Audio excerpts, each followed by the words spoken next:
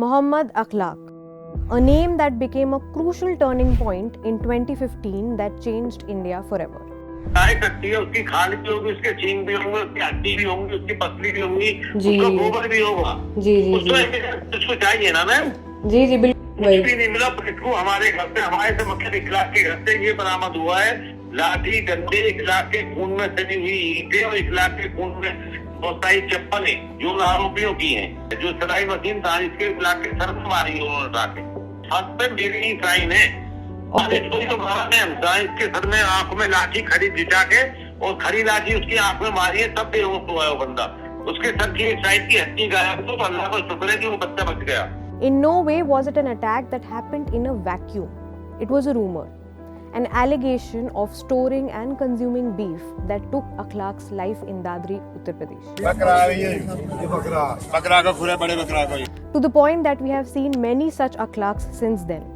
But the horrific nature of the crime still haunts the family and continues to make headlines. Cut to 2025, 10 years later, the Yogi Adityanath's government filed an application to drop all the charges against the accused in the case. But it failed to do so when a court rejected their plea, stating that the application was baseless and urged for a speedy trial. So, at the Quint, we wanted to take a deeper look into the Dadri lynching case. We met with Akhlaq's lawyer, spoke to his family to uncover not only what happened that night, but what transpired after. The real cost of the lynching on the family and the impediments they face when it comes to getting justice for Akhlaq. We also exclusively accessed several documents such as the testimony of Akhlaq's daughter, the initial lab report which stated that the meat was mutton to begin with and not beef, contradictory lab reports, all accused being out on bail, one of the accused being seen in Yogi Adityanath's rally. It only gets murkier. And yet the UP government questions the victim's family who still grieve.